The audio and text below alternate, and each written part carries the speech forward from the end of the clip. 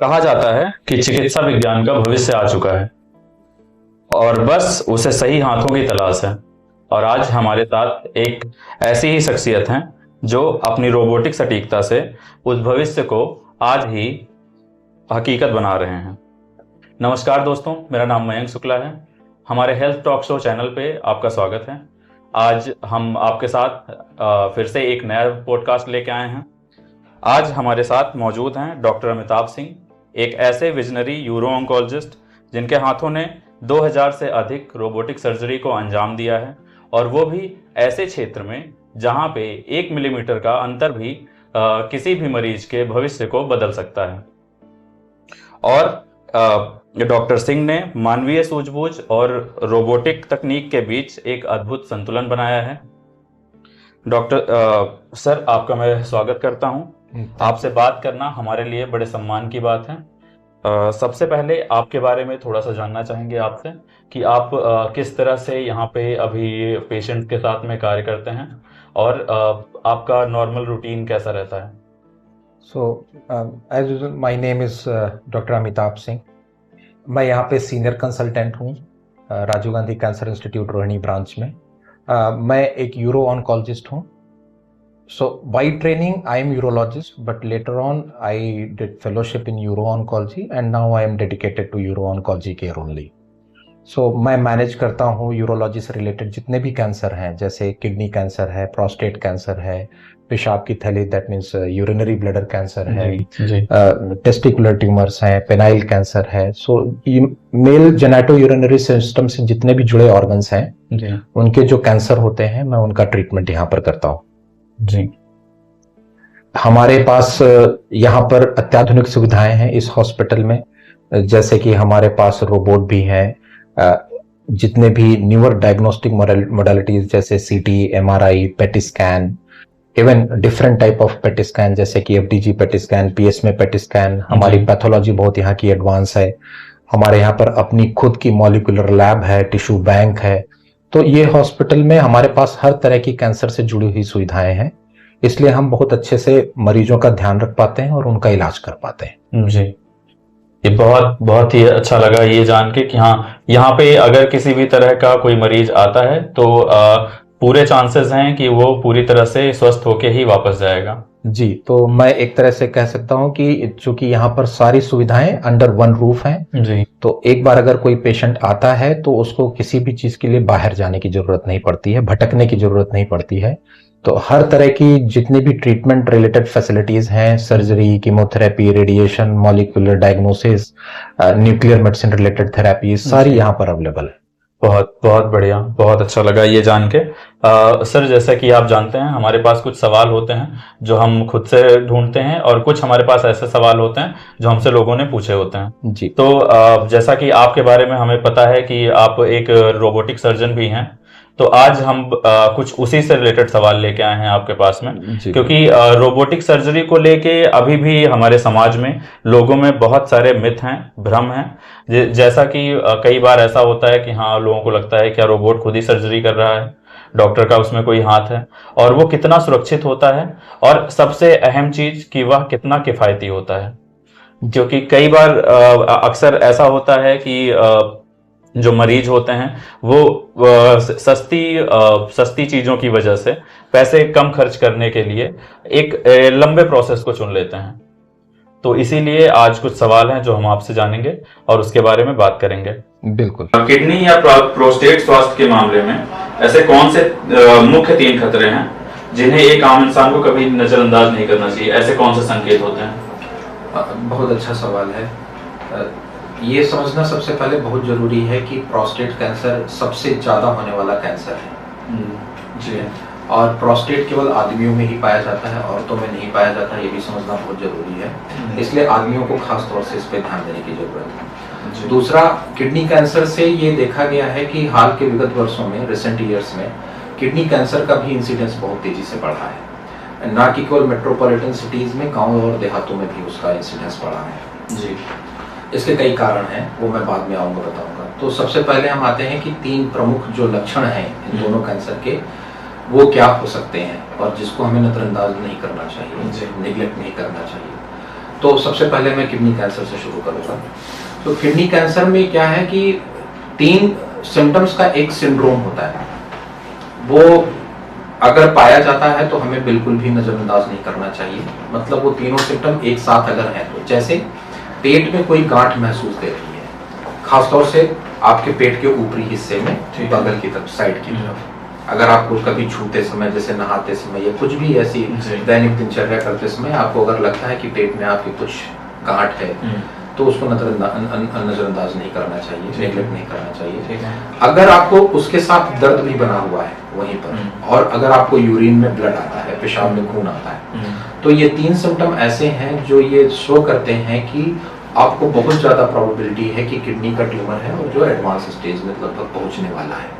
तो उसको बिल्कुल भी निगलेक्ट नहीं करना चाहिए, नजरअंदाज नहीं करना चाहिए और तुरंत ही डॉक्टर की सलाह लेनी चाहिए। बट आजकल क्या है, बहुत इंटरेस्टिंग है, जैसे कि आजकल अल्ट्रासाउंड हर जगह उपलब्ध है। हाँ। और ये बहुत ही सस्ता इन्वेस्टिगेशन है जी। और ये इसकी वजह से क्या होता है, जैसे आपको आजकल किसी को भी कोई भी नॉर्मल कोई कंप्लेन है, कोई भी सिम्टम है, जैसे कि गैस रिलेटेड प्रॉब्लम है या पेट में कभी भी हल्का दर्द हुआ जी, और कुछ भी इस तरह की तकलीफ हुई, तो वो पेशेंट क्या है कि वो तुरंत किसी डॉक्टर की सलाह के द्वारा फिर बाद में अल्ट्रासाउंड के सेंटर में चला जाता है जी। और उसका अल्ट्रासाउंड होता है, तो उसको कुछ और तो बीमारी नहीं निकलती है, लेकिन अगर किडनी में कोई छोटी सी गांठ है, जैसे 2 सेंटीमीटर की, 3 सेंटीमीटर की, वो जरूर पकड़ में आ जाती है। तो आजकल हम लोग क्या देखते हैं कि इस तरह के पेशेंट हमारे पास ज्यादा आते हैं, अच्छा, जिनकी छोटी गांठ होती है।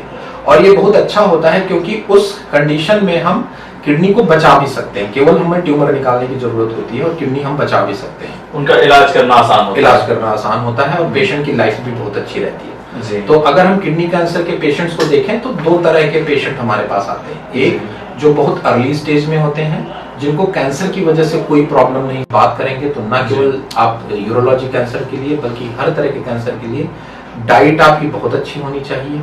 दूसरा, आपको एक्सरसाइज या फिजिकल एक्टिविटी आपकी जरूर होनी चाहिए।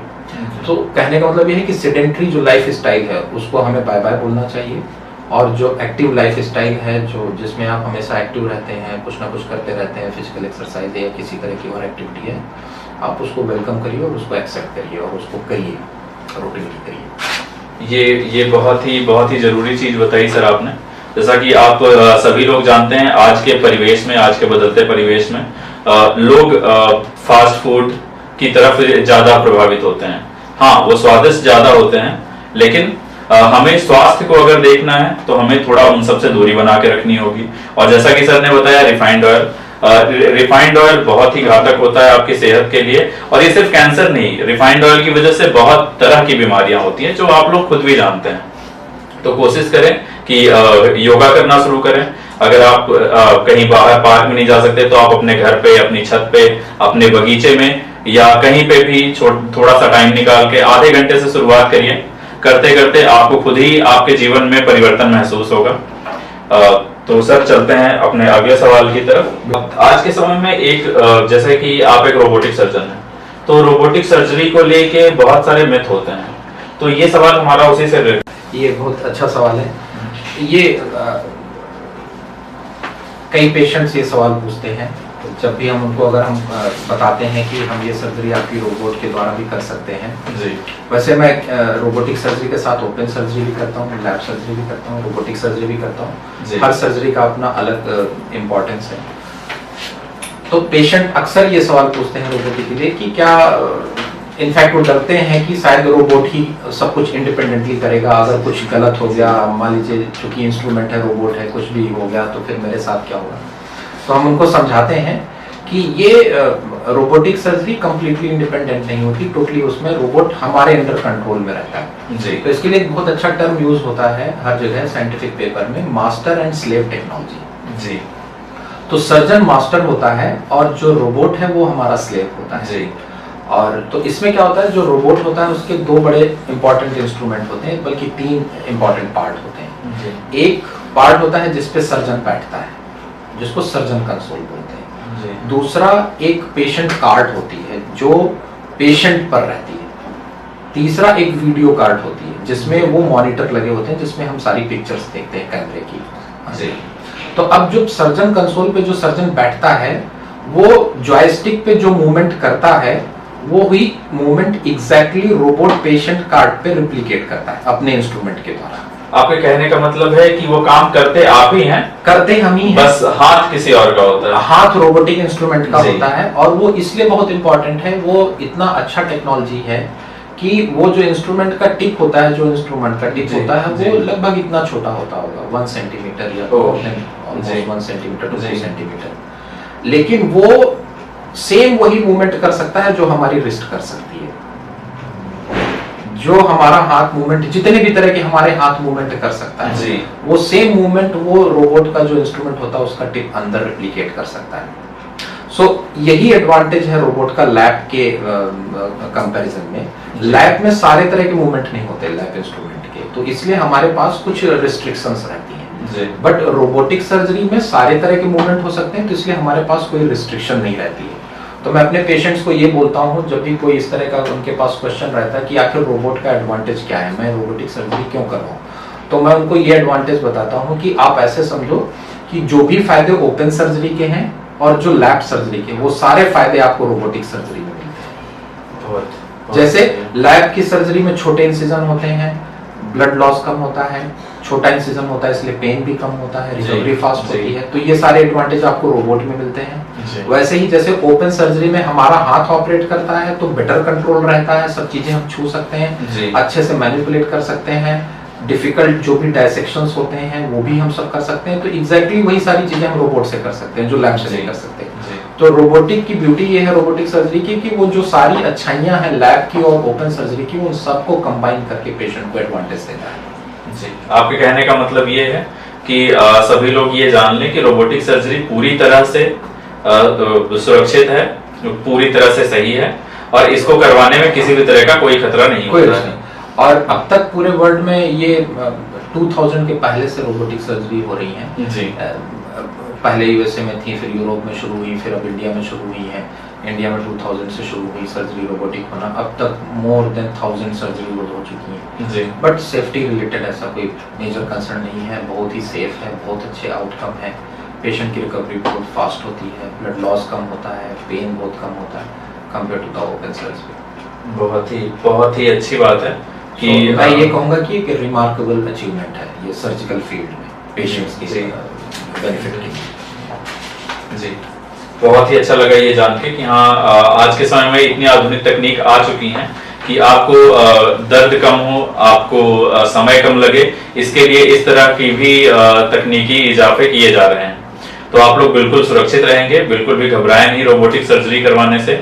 अपने चिकित्सक के परामर्श से जिस भी तरह का वो आपको सलाह देते हैं कि आपको इलाज किस तरह से करवाना चाहिए, आपको उनकी बात माननी चाहिए और उसमें आगे बढ़ना चाहिए। सर, हम लोग अगले सवाल की तरफ बढ़ते हैं। जी बिल्कुल। हमारा अगला सवाल है कि मरीज अक्सर पूछते हैं, क्या प्रोस्टेट सर्जरी के बाद मेरा यौन जीवन या यूरिन कंट्रोल खत्म हो जाएगा? और आज की आधुनिक तकनीक में इसकी क्या सच्चाई है? तो ये बहुत ही कॉमन क्वेश्चन है जब भी हम किसी पेशेंट को जिसको अर्ली स्टेज का प्रोस्टेट कैंसर है, बहुत ही शुरुआती स्टेज है, और उनको हम बोलते हैं कि अगर हम रोबोटिक सर्जरी करेंगे जिसमें पूरा प्रोस्टेट निकाला जाता है तो उसके बाद आप क्योर हो सकते हैं। बट उनके फिर दो सवाल होते हैं कि फिर हमारे यूरिन कंट्रोल का और हमारे जो पोटेंसी है, जो इरेक्शन है, उसका क्या होगा इस सर्जरी के बाद। तो अब मैं आपको इसके बारे में बताना चाहूँगा थोड़ा सा। तो अब जो यूरिन कंट्रोल है, अब हमारा एक्सपीरियंस जैसे जैसे बढ़ता जाता है वैसे वैसे हमारा यूरिन कंट्रोल को लेकर के और पोटेंसी को लेकर के जो रिजल्ट्स रहते हैं वो और बेहतर होते जाते हैं जी। जो इसके रिलेटेड आउटकम है वो केवल एक फैक्टर पे डिसाइड नहीं होते, वो बहुत ढेर सारी चीजों पे डिसाइड होते हैं। जैसे पेशेंट की एज क्या है, उसकी मसल हेल्थ कितनी अच्छी है, उसका जो ऑपरेशन के पहले जो पोटेंसी है, जो इरेक्शन की क्वालिटी है वो कैसी है। क्योंकि हमें ये मानना पड़ेगा कि आजकल क्या है, पेशेंट्स को कोमॉर्बिडिटीज बहुत ज़्यादा है, जैसे शुगर है, ब्लड प्रेशर है, हार्ट का इशू है, तो इन सब की वजह से भी पोटेंसी अफेक्टेड होती है। तो ऑपरेशन के पहले कितनी पोटेंसी है। दूसरा, बीमारी का स्टेज क्या है, वो बहुत अर्ली स्टेज में है जिसमें हम नर्व्स जो होती हैं रिस्पॉन्सिबल इस चीज़ के लिए उनको बचा सकते हैं कि नहीं बचा सकते हैं, विद ड्यू रिस्पेक्ट की हम पूरी तरह से कैंसर भी निकालें, कैंसर कुछ छूट न जाए अंदर वहाँ पर। बट इन सब चीज़ों को देखते हुए भी जैसे जैसे हमारा एक्सपीरियंस बढ़ा है वैसे वैसे हमारे रिजल्ट्स बहुत बेहतर हुए हैं। अब इन जनरल आप ऐसे समझ सकते हैं कि यूजुअली 3 मंथ्स में ऑलमोस्ट 80 to 90% लोगों का यूरिन का कंट्रोल आ जाता है। अब तो कुछ ऐसी भी टेक्निक हैं जो हम लोग करते हैं, यहाँ राजीव गांधी में भी करते हैं, मैं भी करता हूँ, उसमें ऑलमोस्ट 60 to 70% लोगों का तो पहले दिन ही यूरिन कंट्रोल रहता है और बाकी बचे लोगों का फिर धीरे धीरे यूरिन का कंट्रोल आ जाता है। 1 ईयर के एंड में मोर देन 95% लोगों का यूरिन का कंट्रोल आ जाता है। तो ये तो हो गया यूरिन रिलेटेड इशू। दूसरा हो गया पोटेंसी रिलेटेड जो क्वेश्चन है, वो बहुत ही इंपॉर्टेंट क्वेश्चन है क्योंकि उसमें बहुत ढेर सारे फैक्टर्स जो हैं वो डिसाइड करते हैं कि ऑपरेशन के बाद आपकी पोटेंसी की रिकवरी कितनी फास्ट होगी और किस लेवल तक होगी, आप बिल्कुल नॉर्मल हो पाएंगे कि नहीं हो पाएंगे। जैसे मैंने बताया कि आपकी एज, ऑपरेशन के पहले पोटेंसी का लेवल क्या था, आपको और कोई बीमारी तो नहीं है जैसे डायबिटीज, ब्लड प्रेशर या और ऐसी कोई चीजें जो इन नसों को खराब कर सकती हैं समय के साथ में। बट तब भी अगर आप मान लीजिए कि एक हेल्थी पेशेंट है, रिलेटिवली यंग पेशेंट है, जैसे 60 के एज ग्रुप में है और जिसका इरेक्शन पहले बिल्कुल नॉर्मल था, उसको कोई कोमॉर्बिडिटी नहीं है, अगर अर्ली स्टेज है जिसमें हम दोनों तरफ की नर्व्स उनकी बचा भी पा रहे हैं, तब भी उन पेशेंट्स में हमारे जो एक्सपीरियंस है उनमें 60 to 70% लोगों का इरेक्शन वापस आ जाता है। अगर नहीं भी आता है या पार्शली आता है तो हमारे पास उसके लिए भी दवाइयाँ होती हैं, कुछ और भी तरीके होते हैं उस चीज़ को ठीक करने के लिए या वापस लाने के लिए। लेकिन कुछ हमारे पास पेशेंट, ज़्यादातर ऐसे पेशेंट्स भी आते हैं जिनकी उम्र ज़्यादा है, जो 70s में है, डायबिटीज़ है, बहुत ढेर सारी और भी बीमारियां हैं, या बीमारी बहुत ज़्यादा है जिसकी वजह से हम नर्व नहीं बचा पाए हैं, तो उनमें रिजल्ट इतने अच्छे नहीं होते हैं, खासतौर से पोटेंसी रिलेटेड। यूरिन का कंट्रोल तो उनमें भी आ जाता है बट पोटेंसी की रिकवरी उनमें बहुत ही खराब होती है। उनमें फिर कम से कम 20 to 30% पेशेंट ही ऐसे होते हैं जिनमें पोटेंसी वापस आ पाती है। जी, तो ये वैसे ट्रीटमेंट के लिए बहुत इंपॉर्टेंट डिस्कशन है और इसमें हमारा बहुत समय भी जाता है पेशेंट को समझाने में, उनके क्योंकि एप्रीहेंशन रहते हैं तो उनको हमें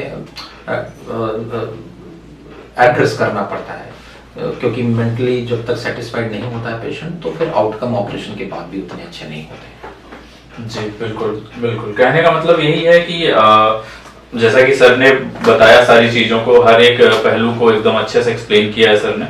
तो बाकी आप ये सारे सवाल आप जब करते हैं तो इसका आपको पूरी तरह से जवाब मिलता है। बाकी और भी अगर इन सब चीजों से रिलेटेड आपके पास कोई सवाल हैं या आप और कुछ इसके बारे में जानना चाहते हैं तो आप हमें नीचे कमेंट कर सकते हैं, हम उसके बारे में आपको पूरी जानकारी और देने की कोशिश करेंगे।